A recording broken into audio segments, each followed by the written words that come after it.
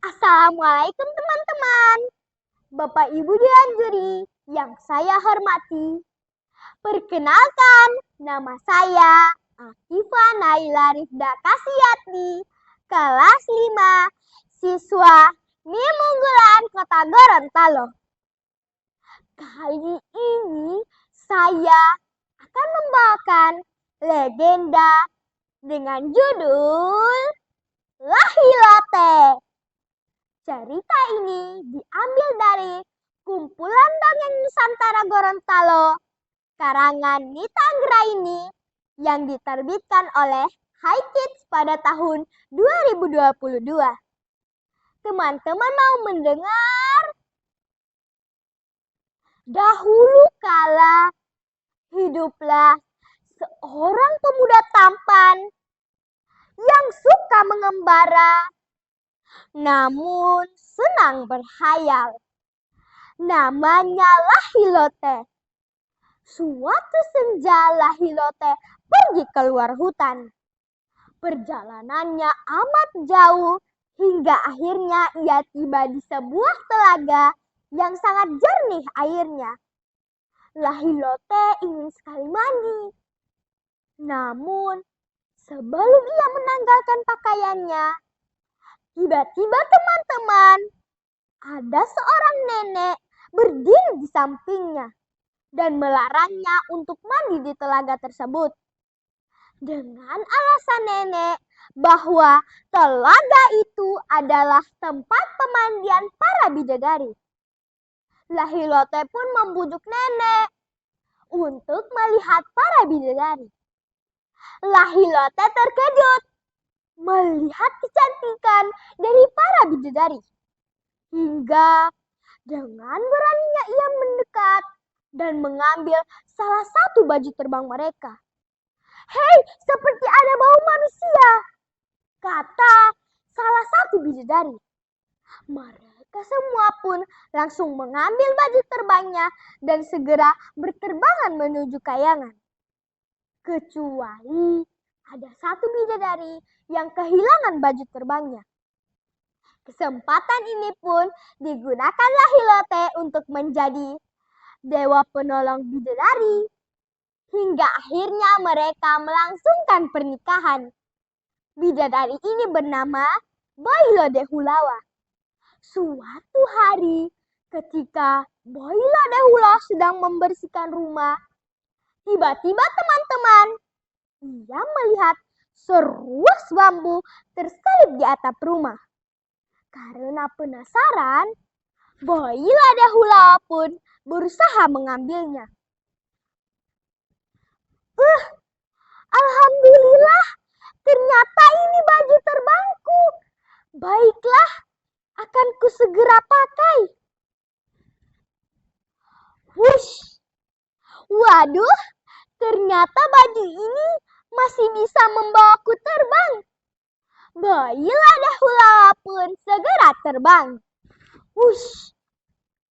Lahilote sangat sedih karena kehilangan istri tercintanya Boilo Dehulawa. Tak ia sadari, ia telah menempuh perjalanan masuk hutan, keluar hutan, hingga akhirnya ia bertemu dengan seorang nenek penjaga hutan. "Nek, tolonglah aku. Aku ingin bertemu istriku di kayangan." Oh, baiklah. Tapi sebelumnya kau harus membuat minyak kelapa 7 tempayang, kelapa kusam 7 nyiru, dan irisan daun-daun wewangi 7 baskom. Lahilote pun menyanggupinya. Malam Jumat, Lahilote telah menyiapkan semua permintaan nenek itu. Dan dengan keahlian nenek, Lahilote sampai di kayangan dengan diantarkan oleh rotan. "Hei manusia yang punya akal tapi tidak punya hati nurani, di kayangan ini tidak menerima manusia berdosa seperti dirimu." "Ampun Baginda Ratu, hamba datang dengan penuh rasa cinta kepada istri hamba Boilo Dehulawa. Hamba rela jadi apa asal hamba bersama istri hamba. Baiklah, tapi sebelumnya kau harus mengerjakan dulu pekerjaan yang amat berat. Tugas yang pertama, kau harus menjamur padi 7 lumbung. Pekerjaan ini pun diselesaikan dengan bantuan Raja Semut. Tugas yang kedua, kau harus menjadikan padi itu menjadi beras tanpa ditumbuk. Pekerjaan ini pun diselesaikan dengan bantuan Raja Tikus dan armadanya. Tugas yang ketiga, kau harus menebang pohon 7 pelukan dengan tapak yang kecil dan tumpul. Pekerjaan ini pun diselesaikan dengan bantuan burung pelatuk dan armadanya serta Raja Ular. Sekarang tugasmu yang terakhir. Kau harus mengisi bak pemandian para bidadari menggunakan keranjang itu. Lahilote pun berjalan ke sumur alam dengan perasaan sedih sambil bergumam. Ya Robbi, makhluk apa lagi yang akan kau utus untuk membantu diriku ini? Tiba-tiba Lahilote telah dinanti oleh Raja Belut yang siap membantunya hingga tugas ini selesai dengan baik.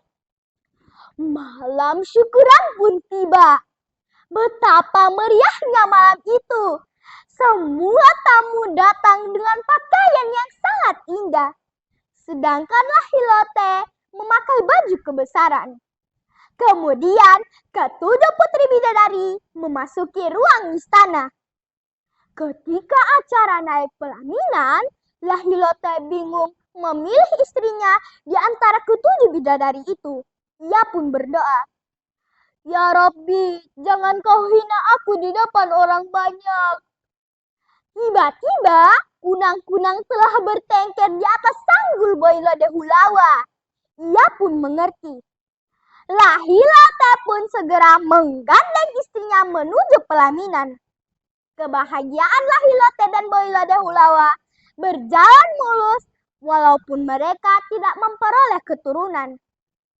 Suatu saat, ketika mereka sedang bermesraan, kepala Lahilote di atas pangkuan istrinya sambil membelai kepala Lahilote. Istrinya terkejut melihat ada uban yang tumbuh di atas kepala Lahilote. Suamiku, kehidupan di kayangan tidak menerima perubahan. Di kayangan ini tidak ada yang tua kecuali manusia. Dan kalau sudah tua, ia harus meninggalkan kayangan ini dan menyatu kembali bersama tanah di bumi. Lalu, bagaimana caranya aku turun ke bumi? Uban-uban ini akan aku sambung-sambung dengan rambutku. Maka kau akan turun ke bumi secara perlahan-lahan. Purnama ketujuh, Boilode Hulawa pun melepaskan kepergian Lahilote dengan perasaan rindu yang mendalam, diiringi dengan derayan air mata yang tak mampu ia bendung. Namun, dikala ia menghapus derayan air mata, tiba-tiba tali ubannya terlepas. Maka Lahilote pun terhempas ke bumi dengan amat kencang hingga tubuhnya jatuh berkeping-keping. Nah, teman-teman, konon kepingan kaki sebelah kiri jatuh di pantai utara Gorontalo yang disebut Pantai Kuandang. Dan kepingan kaki sebelah kanan jatuh di pantai selatan Gorontalo yang disebut Botuliodu. Kemudian nama Lahilote diabadikan menjadi nama pantai, yakni Pantai Lahilote, yang terletak di Kecamatan Pohe, Kelurahan Wulandalangi, Kota Gorontalo. Demikian, semoga bermanfaat. Wassalamualaikum warahmatullahi wabarakatuh.